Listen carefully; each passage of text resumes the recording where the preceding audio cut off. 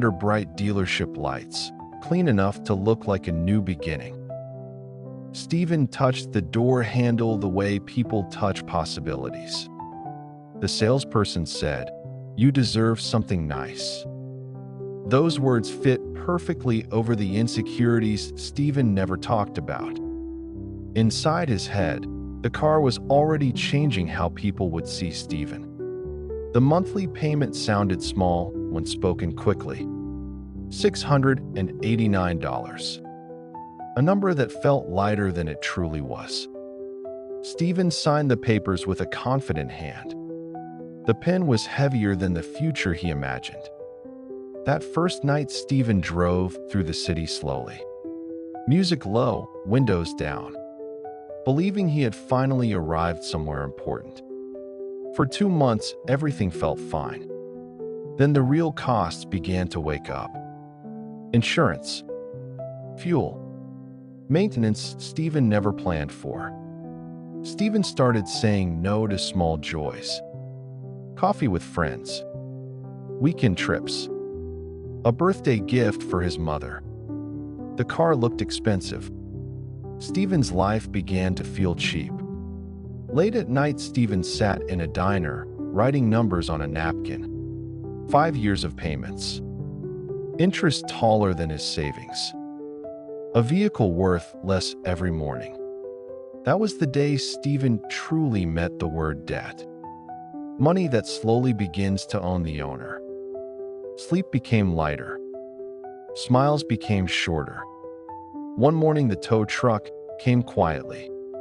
No dramatic music. Just a man doing his job and Stephen learning a hard lesson. On the bus to work, Stephen noticed faces he never saw before. People carrying invisible stories just like his. Shame turned into a teacher. Stephen went to the library after shifts. Learned words nobody explained at school. Budget, interest, saving, patience. Stephen sold things he once called important. Took extra hours. Answered calls he used to avoid. Cutting the credit card felt childish. But it sounded like a small thunder. Progress was boring. Unphotographable. Exactly the kind that lasts. A bicycle replaced pride.